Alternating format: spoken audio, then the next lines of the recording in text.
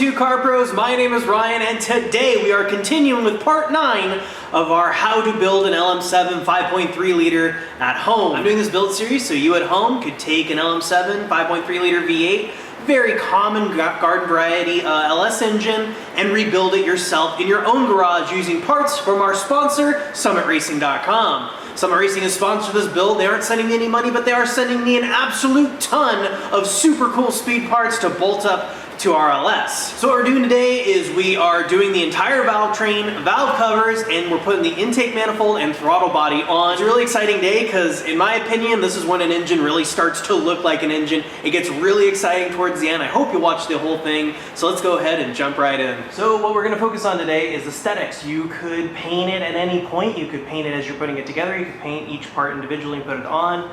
I like to do it right about here because my intake manifold's already the color I want, so I don't want any overspray getting on there. So we're gonna have to do a little bit of prep work. We're gonna have to first clean all the surfaces using some lacquer thinner. You could also use carburetor spray or acetone or denatured alcohol or mineral spirits, just to get anything that's on there, any kind of oil off, because tape won't stick to oil and neither will paint, which will completely negate what we're doing here.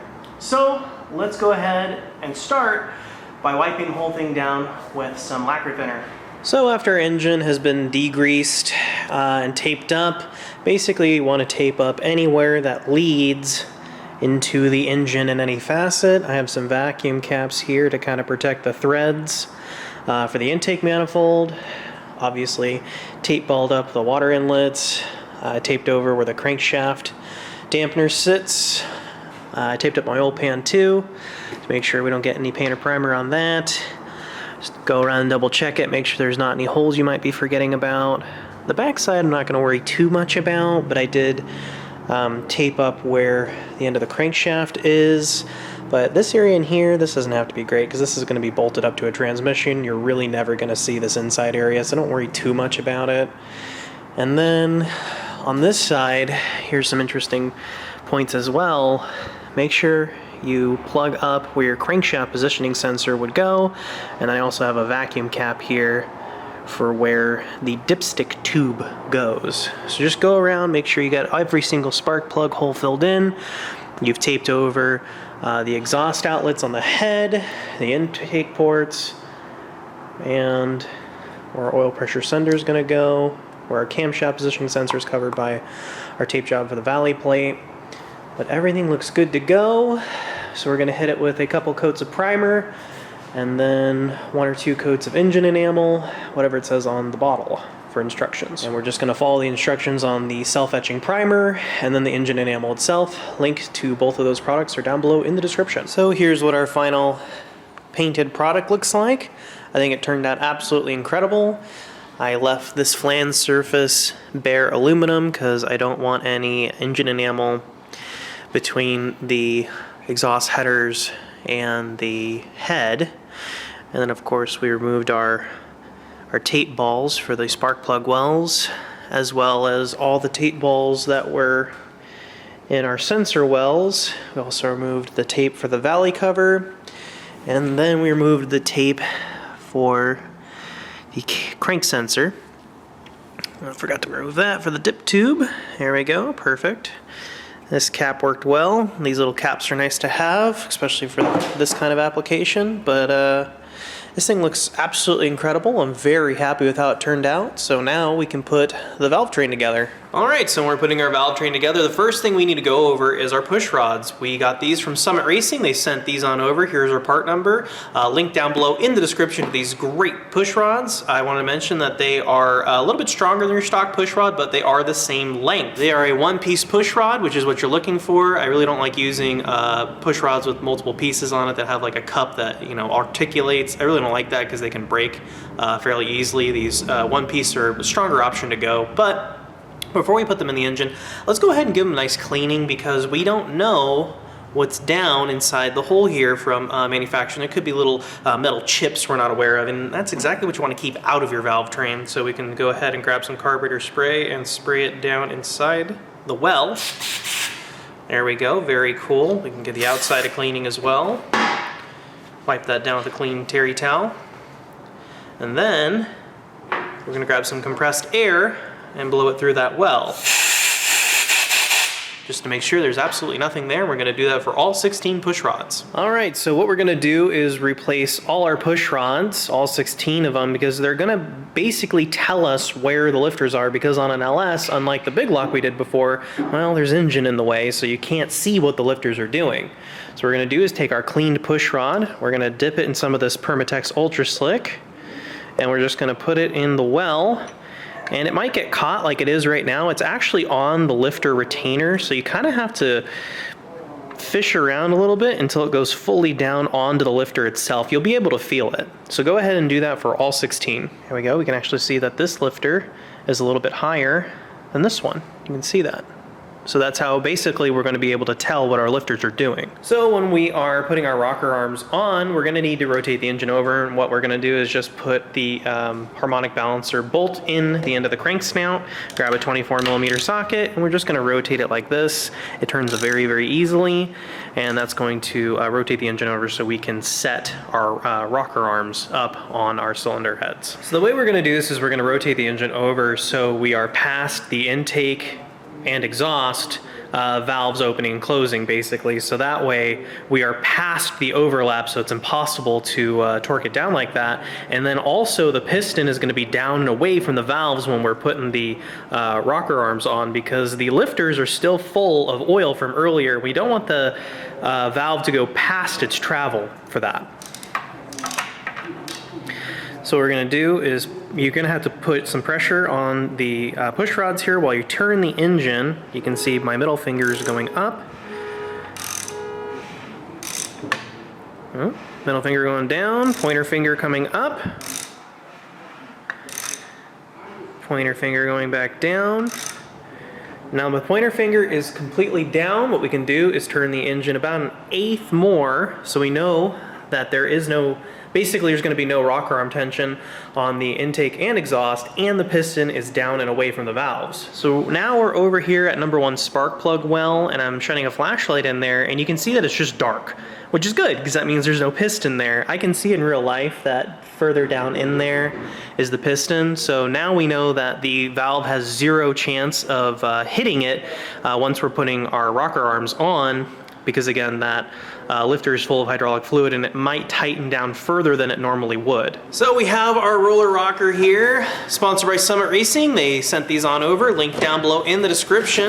These are super cool because unlike the stock application, they have a roller trunnion and a roller tip, which is awesome. Heck of an upgrade. But the mounting system is a little bit different. They use these little pedestals, which is super cool, and we're gonna go over exactly how to install those because they're a little bit different than a stock application. But what we're gonna do first, we're just gonna place our rocker arm in some oil we have, get it nice and lubed up, and then we can place it on our terry towel, and these are ready for installation. And then for our bolts, again, Summit Racing sponsors us, so they sent these on over. These are just our stock rocker arm bolts, which is what these are designed to use, so just go ahead and get the stock ones. You could even reuse the stock ones if you still have them, because I don't believe they're torque to yield. So in our kit, it comes with these washers. They have a flat side and a rounded side. You can kind of feel it with your fingers. This right here is the top. That's kind of the rounded side, and the flat side's on the bottom. It's really easy to see in real life, kind of difficult to see on camera, and we're gonna go ahead and put those on our rocker arm bolts, and then we're gonna dunk this in some engine oil. So then we're gonna put our cradle piece in, just like that, very easily, and then we can put, so now we're going to go ahead and place our pedestals on in the flat part of our U-channel there. We can do that for both of those. Very cool, all nice and lined up. Then we're gonna grab some Permatex Ultra Slick, and we're gonna put it on the tips of both push rods and the tops of our valves. There we go, very cool. And before we put our rocker arm in, we're just gonna spin this.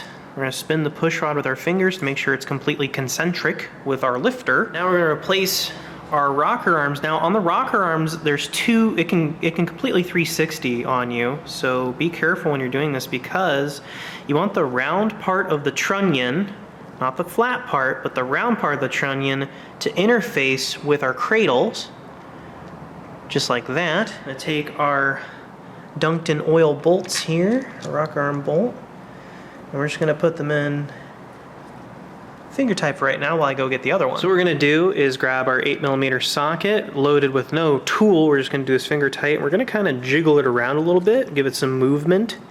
And this is gonna make sure everything gets seated. Oh, feel that? Oh, it just locked, you know, tightened down real nice for us right there. We're gonna do that same for the exhaust as well.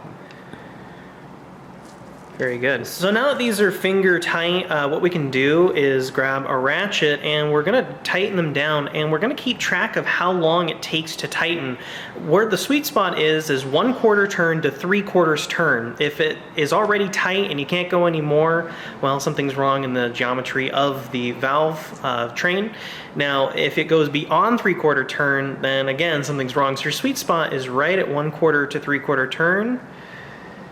Right where this is, and the valve might depress at this point. That's completely normal because our lifter is full of hydraulic fluid oil, so that might depress down, but the spring pressure is going to force the rocker arm on the push rod, and it's going to push all that oil out of there, so don't worry too much about that. So at this point too, you can grab your rocker arm, and if it jiggles around too much up and down, if it jiggles up and down too much, you need a longer push rod. Now, if it takes 3 turns to make this tight like I was just doing, you need a shorter push rod, but ours are absolutely perfect. So you can come back in like 10 or 15 minutes and this will still be at perfect lash because that oil will squeeze out of there. See, now it's been a few minutes and this one's quite a bit looser, so the spring pressure has defeated the hydraulic pressure. So on this system, you're gonna need a little bit of fine tuning to align everything. On a stock system, you really don't have to do this, but on this, you're gonna have to line up the roller tip exactly perfect on the valve stem.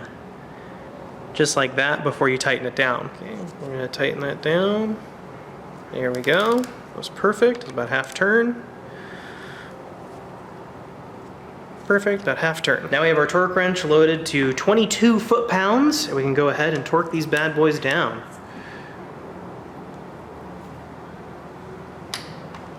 (22).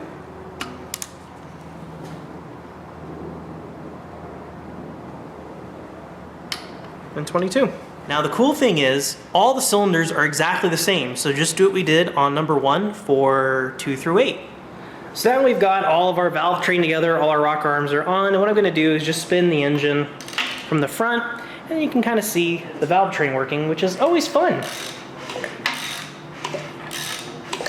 Check it out, working perfectly. So now we can move on. So with our Valvetrain fully installed, we can worry about our valve covers. Here are some ARP valve cover bolts, linked down below in the description, sent over by Summit Racing. And speaking of Summit Racing, they've also sent over our valve covers, and these are Summit's own in-house brand. I've left a link down below in the description to this excellent product as well. And I picked black because of course I did. It looks absolutely fantastic, and we can see that this is going to be our passenger side. This is going to go on the passenger side of the engine, and this one without the oil fill is going to go on the driver's side. It also comes with a relocation bracket, just in case one of your high-mounted accessories is in the way of your ignition coil. We'll go over that later. We'll cross that bridge when we get there.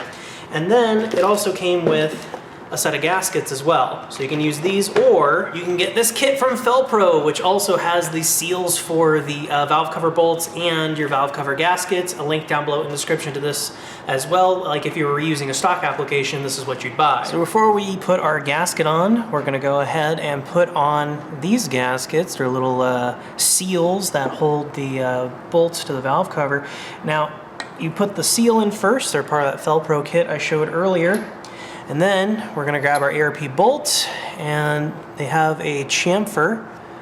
You want that to face up, not flat part up. You want the chamfer up so the head of the bolt has somewhere to go when you're installing it, and it's gonna look something like that. So we're gonna go ahead and put the seals in all of these holes, and then we're gonna put the gasket on. So before we put a valve cover on, we're gonna go ahead and install our gasket. And our gasket is comprised of a thin part down here by my pointer finger and a fatter part up here by my thumb. So we know that this goes down. The thin part goes down towards the valve cover. And then it also has 3 whoop-de-doos, 3 little divots right there that match these 3 divots.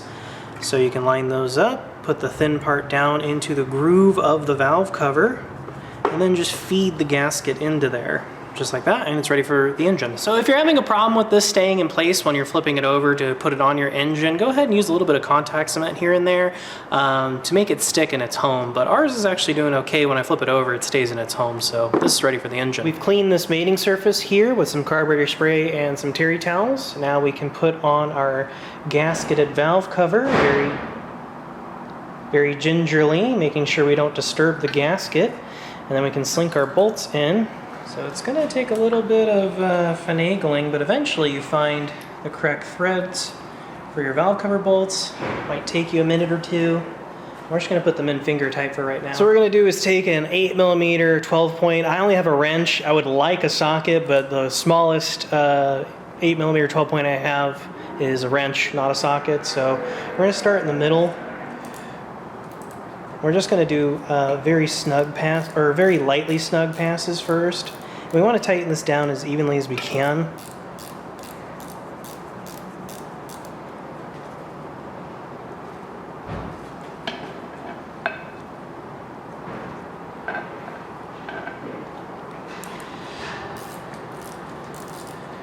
As far as a torque spec goes, the only one I found online was 106 inch-pound, and I don't have a torque wrench that goes down that low. So once you're sure this is, you know, pretty snug, again, I don't have a torque wrench that goes that low, so I'm just feeling it out, you know, low, medium tightness. Once the engine's been running for a little while and has been, you know, heated up and cooled down, the gasket kind of swedges out a little bit, so it might leak again. So once this has been running for a little bit, go ahead and tighten these 4 bolts again on each side. Before we go any further, I want to point out that the metal washer is on top of the rubber grommet. The metal washer isn't actually on the valve cover surface, so you want this perfectly concentric on top of the rubber grommet for all of them. So on the passenger side, you have the oil fill port, which is great, but I noticed in the kit it comes with an O-ring, and that O-ring actually goes on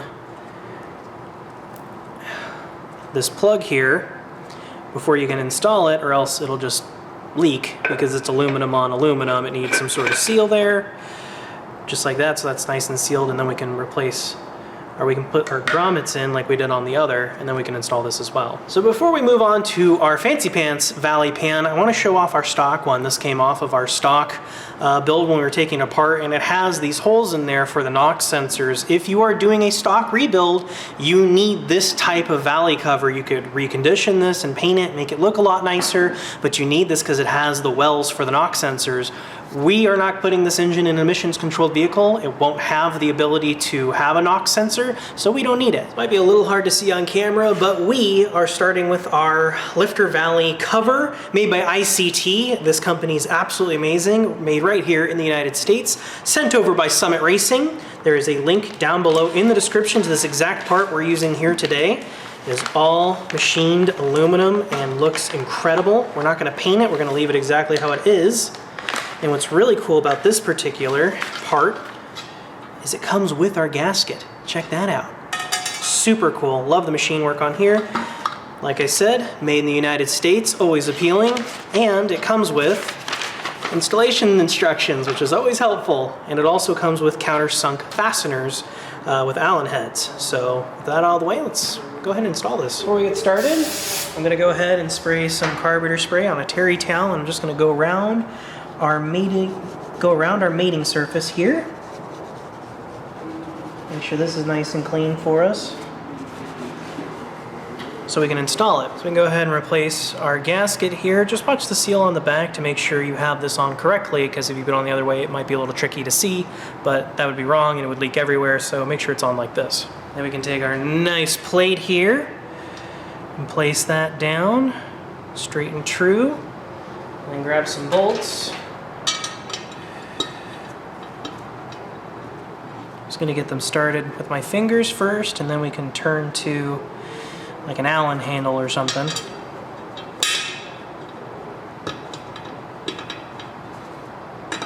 This is a 5mm Allen. I'm not torquing nothing down yet, I'm just getting them started so it doesn't walk on me while I'm putting the other bolts in. You always want to work from the middle out. want to say too, usually people have tape here on the intake runners just to make sure you don't drop anything down there. Just be super, super careful if you don't have tape, but it is a good idea.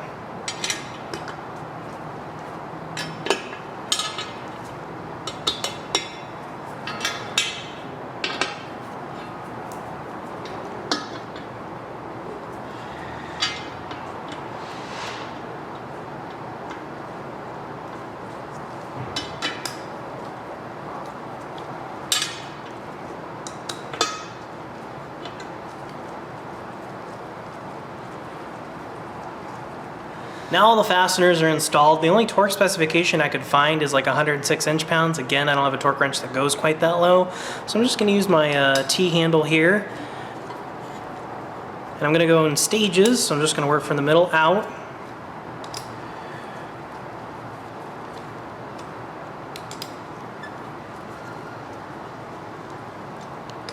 Because I want this to be tightened on as evenly as possible so I don't get any leaks.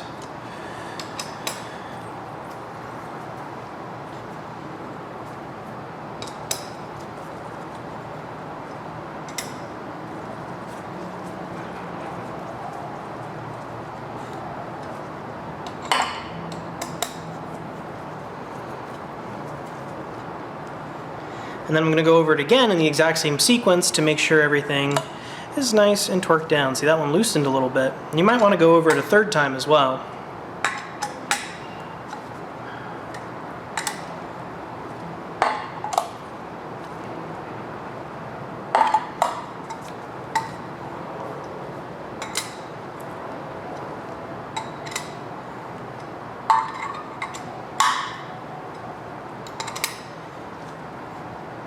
There we go, everything's nice and snug down. You might want to go over those bolts another time because sometimes that gasket can squedge out a little bit. So now we can move on to something really exciting, putting the intake manifold on. I have this intake manifold from Summit Racing, provided by them. Thanks a bunch for sending that over, Summit.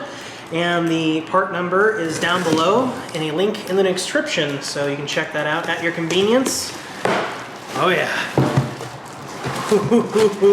Check how cool this is. Oh, some bolts in here. Some things, some bolts and some seals. Oh, mint! Look how killer that is. That is super cool. Look how cool this is. Extra long intake runners. It's got a place for our fuel delivery.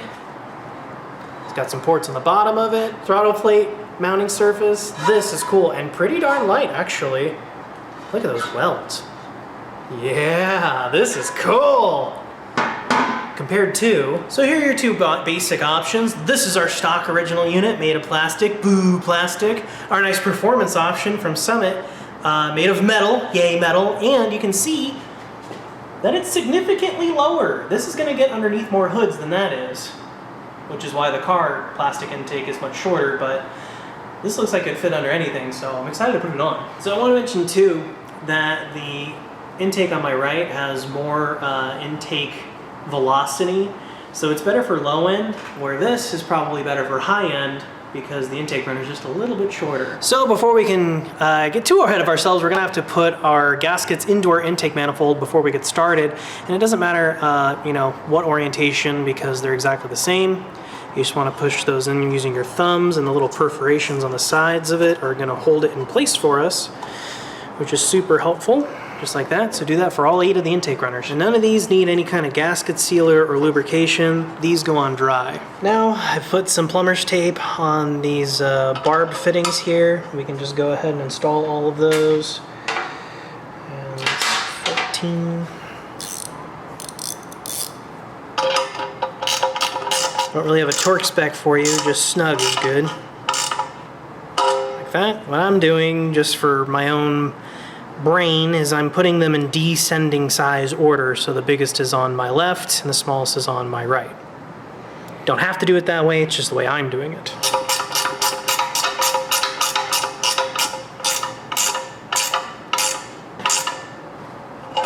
So these big ones are typically for your brake booster, your PVC valve, but You know, small ones could be generally used for accessories, or if you're not going to use them, you can put in just pipe plugs. That'll work. Or you can do what I'm going to do, and you can just put vacuum caps on them if you're not using them, because it's going to want to draw atmosphere into here. So if you have a cap on top, it's going to have a really tough time doing that, you know, pulling a cap through there. So.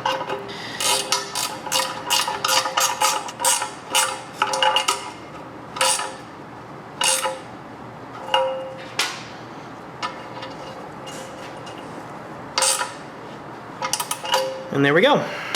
So we cleaned off our mating surfaces. We have our intake manifold in hand, and we're just going to set it nice and evenly as we can on the top of the engine here.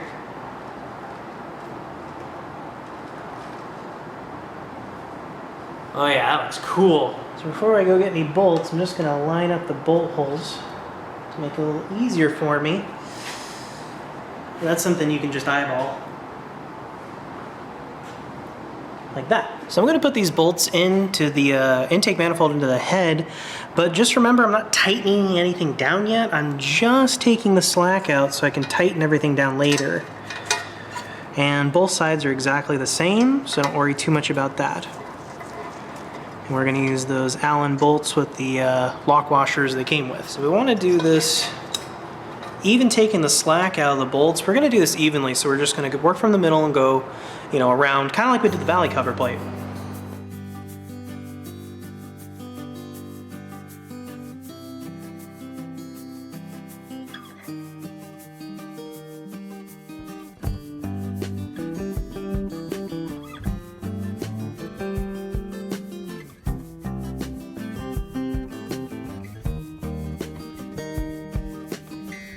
The reason I'm leaving these loose is that way all of the bolts go in nice and easy, and this can kind of move around just a little bit here and there, you know, a millimeter here or there, or even half a millimeter, just so you can get on the bolts nice and easy. Make sure none of them are getting cross-threaded, and the intake will sit down nice and even.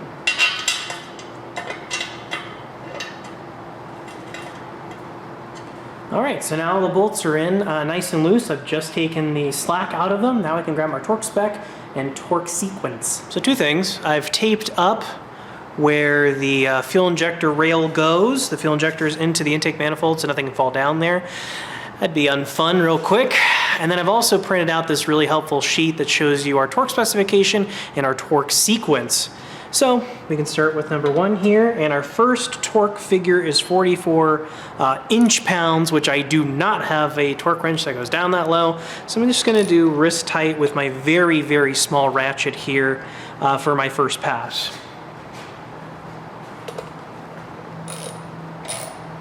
And we're going to repeat that process again, and you might even want to do it a third time, because again that gasket swedges out, and as it does that it loses tightness and you might end up with a vacuum leak. But according to, like, this is loose again, number 1's loose again, so you might want to go ahead and check them 3 times, even though the factory just says twice.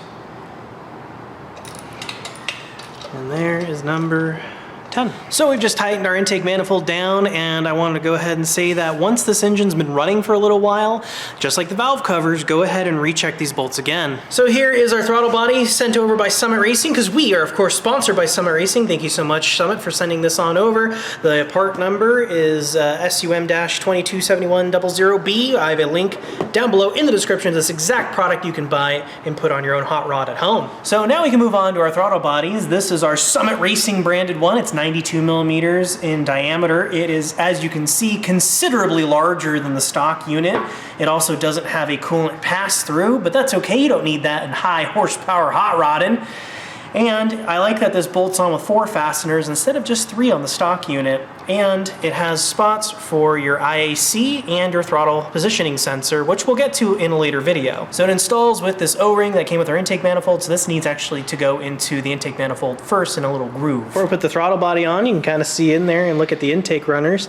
It's pretty cool. You're never really going to see that again while the engine's running, so it's interesting to see it before it goes away. So while you're here too, maybe look around in there and make sure there's nothing in there before you install it, because I dug the bolts out of this cavity, so you don't know what else is in there, so you might want to take a look around. So we can take our O-ring and force it into this groove.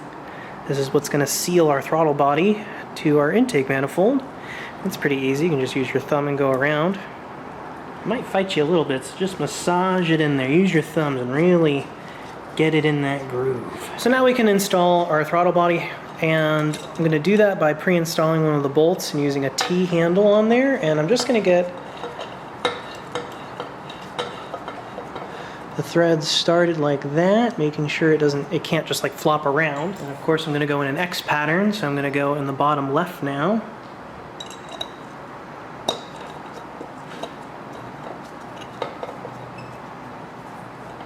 Might have to loosen this one up a little bit.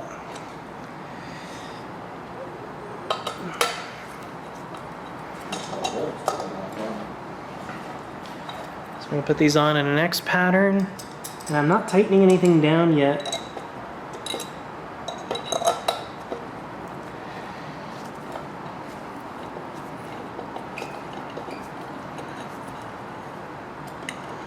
There we go. So the torque spec I found online was something like 9 foot-pounds.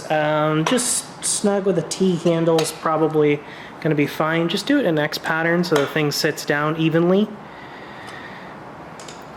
You can actually feel when they're done tightening too. It's pretty obvious.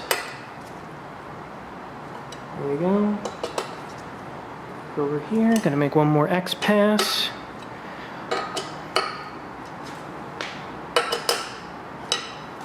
And our throttle body's on.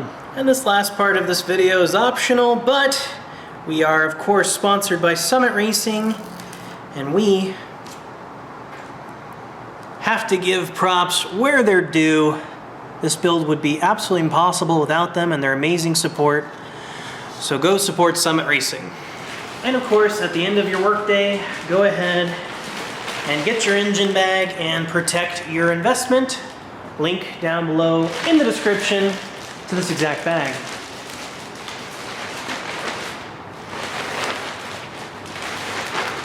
So that's how to put on your intake manifold, your Valvetrain, your valve covers, and your throttle body on a 5.3 liter LM7 V8. I hope I've earned your subscription here today on YouTube. We are going to be doing more videos just like this one until we get this thing running. On the dyno, I'm also going to explain how you would, normally put it in a vehicle, but in this case, we're going to be putting it in a dyno because we don't actually have a car to put it in. So we're going to put it on the dyno and see how it does. We're going to break it in there, but don't worry, I'll go over how to do it at home as well if you were to just put it in a truck or a car or something like that. So make sure you subscribe so you don't miss any of that content coming super soon. Thank you so much, Summit Racing, for sponsoring this build. Thank you for watching, and I'll see you next time.